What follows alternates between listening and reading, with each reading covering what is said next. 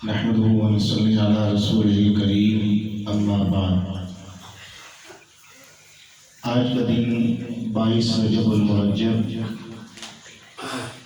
کاتب وحی، خالق المسلمین، فاتح ارب و عجم، 64,65,000 مربع میل کے تنہ تنہا حکمران، تدبر و سیاست کے امام، سیدنا امیر معاویہ بن سیدنا ابو سفیان رضی اللہ تعالی عنہما کا یوم وفات ہے۔ سیدنا امیر معاویہ رضی اللہ تعالی عنہ ان لوگوں میں شامل ہیں جو فتح مکہ کے بعد مسلمان ہوئے تھے۔ حضور علیہ السلام مکہ میں تھے، ام ہانی کے گھر میں۔ آپ علیہ السلام دوپہر کے وقت آرام فرما رہے تھے کہ جب بیدار ہوئے تو حضور مسکرا رہے تھے۔ حضور علیہ السلام بیدار ہوئے نیند سے تو مسکرا رہے تھے۔ آپ کے پاس ایک عورت 9 سالہ ایک لڑکی بیٹھی ہوئی تھی جس کا نام تھا ام حرام۔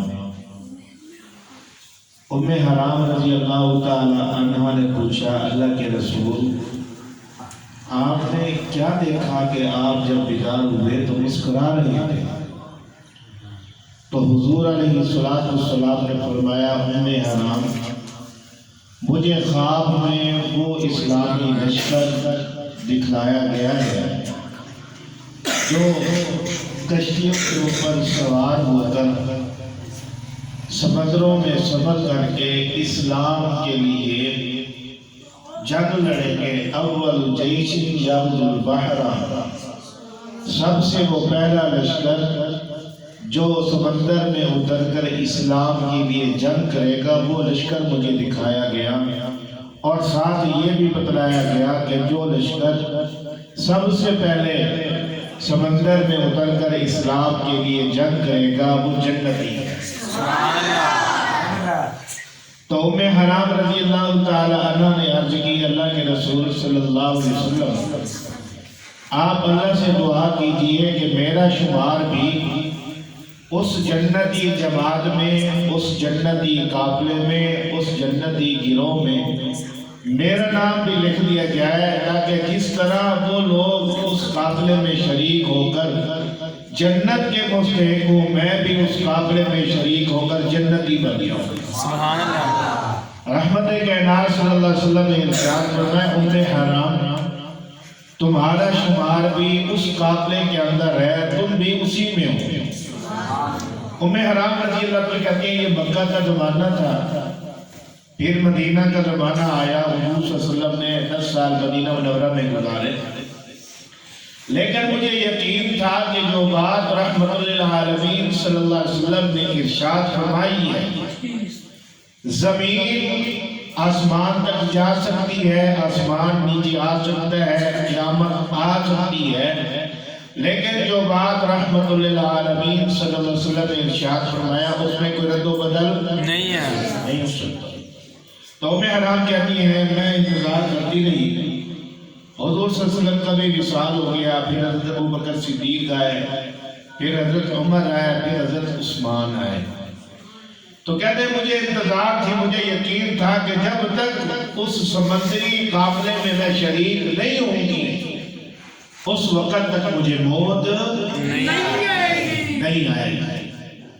کہتے ہیں پھر میں نے دیکھا حضرت عثمان غنی رضی اللہ عنہ کا خلافت کا زمانہ کچھ گزرا، ایک آدمی اعلان کر رہا تھا، لوگوں جس نے اپنے لیے جنت واجب کرنی ہے، حضرت امیر معاویہ رضی اللہ تعالیٰ عنہ نے شام کے اندر اسلامی فوجوں کے لیے سب سے پہلے ایک سمندری بیڑا تیار کیا ہے، اور اللہ کے نبی صلی اللہ علیہ وسلم نے فرمایا تھا جو آدمی اس قافلے میں شریک ہوگا وہ جنتی ہوگا۔ امیر معاویہ اعلان کرتی ہیں جو جنت میں جانا چاہتا ہے وہ اس قافلے میں اپنا نام لکھوا دے۔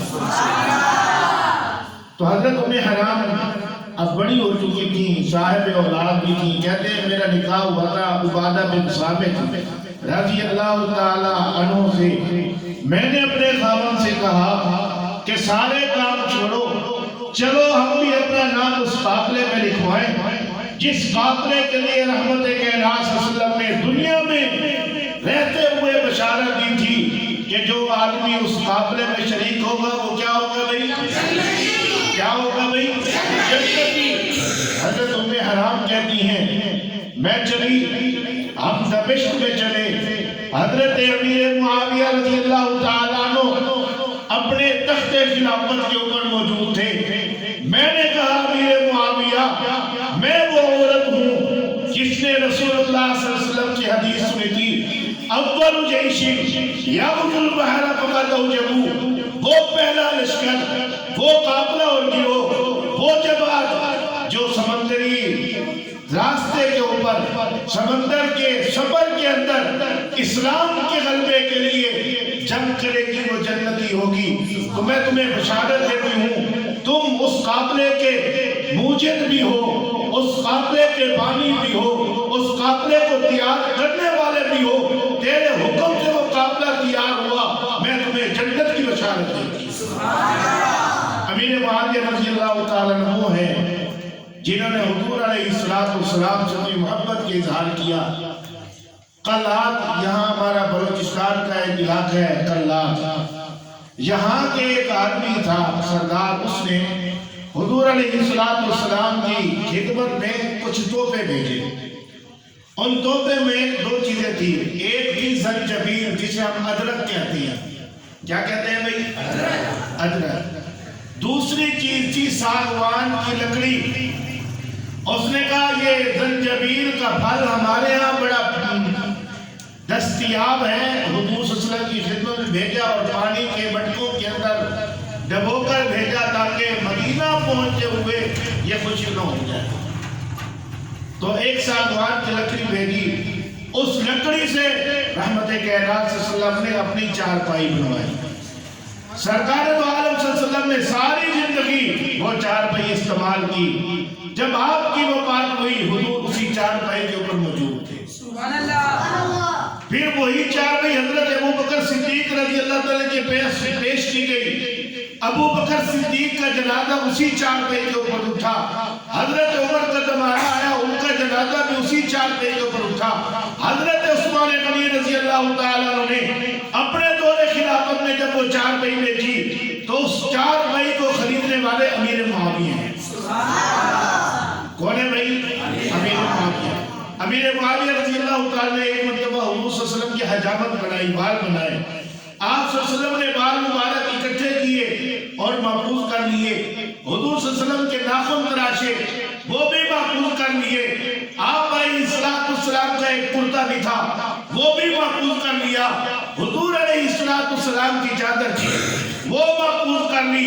اور آخری وقت میں امیر معاویہ کیا کہتے ہیں؟ میرے وارثو، میرے رشتہ داروں، یہ حضور صلی اللہ علیہ وسلم کے بال مبارک میری آنکھوں کے اوپر رکھ دینا۔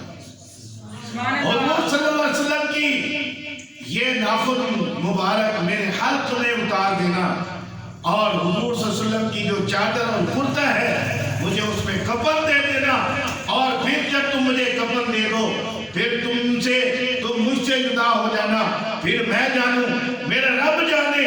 جب اللہ پوچھیں گے معاویہ کیا لے کے آئے ہو، میں کہوں گا اللہ میری آنکھیں دیکھ تیرے نبی کے بال ہیں، سبحان اللہ۔ اللہ میرے حلق دیکھ تیرے نبی کے ناخن ہیں، اللہ تو میرے جسم کے اوپر دیکھ تیرے نبی کی چادریں لے کر۔ سبحان اللہ۔ حضرت امیر معاویہ رضی اللہ عنہ کا یوم وفات ہے، اس حوالے سے ہم نے یہ باتیں کی اور دعا فرمائیں کہ اللہ پاک مجھے آپ کو صحابہ کرام رضوان اللہ اجمعین کی محبت، عقیدت، ادب، احترام نصیب فرمائے۔ وآخر دعوانا الحمدللہ رب العالمین۔ الحمدللہ رب العالمین۔